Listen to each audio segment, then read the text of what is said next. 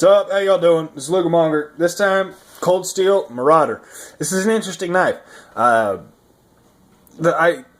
had seen this knife a few times in the store. I'd done a little bit of research online, read a little bit on the forums about it, and I hadn't purchased it because I'd convinced myself that it is just a bad design. And the reason I'd convinced myself of this is it's a 9-inch Bowie knife. 9-inch overall Bowie knife, okay?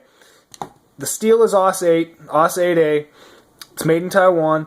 The reason that I had said that this is I didn't say this is, I had thought, okay? This is all previous knowledge. This is my previous thoughts, not what I think currently. But I thought that this was a bad design just because of the material that the handle it's made out of itself. The scallions are made out of rubber. The lower scallion here is very flexible. It's a very light Bowie knife for having a 9-inch blade. You can see that 9-inch, decently high polished blade. It only weighs 11.2 ounces, which is very, very light. It's got a decently thick blade on it, as it's 4.7 millimeters thick. It's almost 5 millimeters thick, but it's still a very light overall knife for its size and for what it's designed for. Most Bowies that you'll encounter in this size range are heavier, better slashers, better hackers than this would be, especially since this also as well has a hollow grind on the blade. A Bowie knife is generally for slashing purpose. Obviously, they're fighting knives. It's designed as a fighting knife. You can see the Marauder designation there on the actual blade. But that hollow grind inhibits the ability for very, very heavy hacking ability. It just the narrow steel up at the tip. It's not a comment on AUS 8. AUS 8's actually a decent steel for a larger blade, in my opinion. But the how thin that tip is up front, it does inhibit you to pretty much only being able to use this as a defensive knife or as a fighting knife. It's not going to take as much abuse as something with a convex or a full or flat grind, full flat grind, or even flat grind with the saber here. It's it does have that weakness, but with all of that was my original thought. What I hadn't quite put into practice, into my mental thinking about this knife, is the fact that it weighs 11 ounces. It weighs 11.2 ounces. This is a 9-inch clip point AUS 8 blade that's 4.7 millimeters thick. This thing only weighs 11 freaking ounces. I was thinking about that as a negative, knocking down, it's not going to have as much slashing power, but realistically, that is all of the weight. The center of balance on this blade is further out front. It's about right there. Okay, so there's your center of balance, which gives a decent hacking ability. Even though it is a light blade, here's some blades just in comparative weight. Okay, this is a H&K Conspiracy. It's a very thick, very heavy knife. You can see the difference. This is a 4.8 inch blade.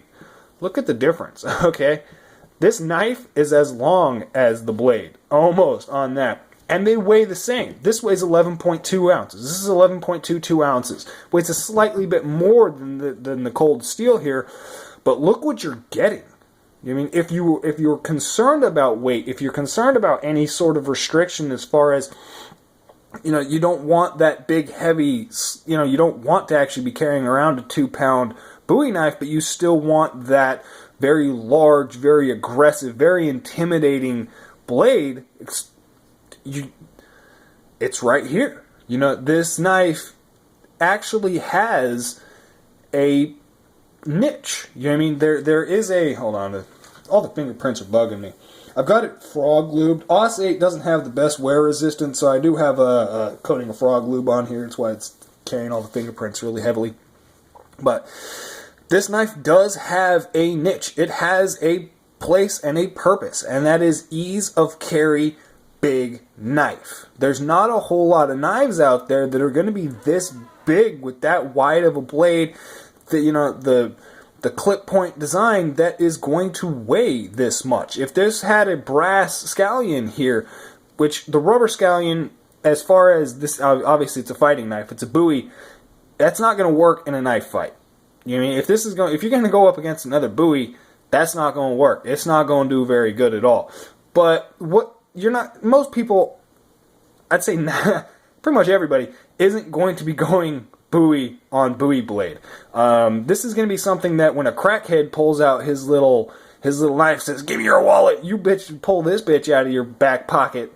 It's not going to be in your pocket, but you pull this bitch off your hip, and that dude with his little prick poker isn't going to be have as much steam in his sails. He's really not. This is an extremely intimidating blade that only weighs 11 ounces. It's extremely easy to carry. I mean, it's huge. It's not the easiest to carry as far as ergonomics on your hip. It's going to hang down. It's going to dangle. It's going to get in the way. And I mean, most people aren't going to be carrying around a Bowie knife. But if you are, I don't think that there's going to be a whole lot easier to carry with this blade shape, this blade size in this weight range. There's really not. This is just a knife that I got to get rid of that shine. Sorry. Here's the sheath. I'll show you it in the sheath. This is the Tolosa fixed blade from Condor Knives. This is a purchase that I did solidly just because it was there and I liked the story behind it. This weighs a pound. This is 16 ounces. It's 16 ounces with a 6-inch blade. You've got 3 more inches of blade, and it weighs 5 ounces less. 5 ounces less, 3 inches of blade, and I mean, this isn't a bad knife at all. You know, 1075 steel. You know, I don't know. I'll do a review on this guy later. It's just got a really cool story behind it. If you're really interested in that, look in a couple days. I'll have a review on it, or you can just go to look up the Condor Tolosa knife. Tolosa. It's an impressive story behind it. But I definitely like this blade. The MSRP on this is $135, so it's not. I mean, it's even got a good pricing. Aus 8 isn't the best steel out there. It's not the most expensive steel in the world, but for a chunk of steel like this, having any sort of quality steel is impressive, seeing as how this is less than $150. You know, so it's priced very well. It is out of Taiwan, which I'm not the biggest fan of. Some of the finishing there is a bit that is left to be desired with the finishing. If you can see that little sharpening choil, the lack of the sharpening choil there. The rubber itself could have been finished better. It's got a lip on the edge. You can see that the molding lines aren't the best. It doesn't have the most fine feel to it. You know, I like very high quality knives, and this definitely isn't a low quality knife, but you can see where they've tried to meet that price point at the $135, and I mean, you can't complain about that. I can't argue that they did, because look what they did. Look at this thing. Look at it. Like, I gotta stop this video, but look at it. God damn, dude. Fucking pirate knife, man. Y'all have a good one.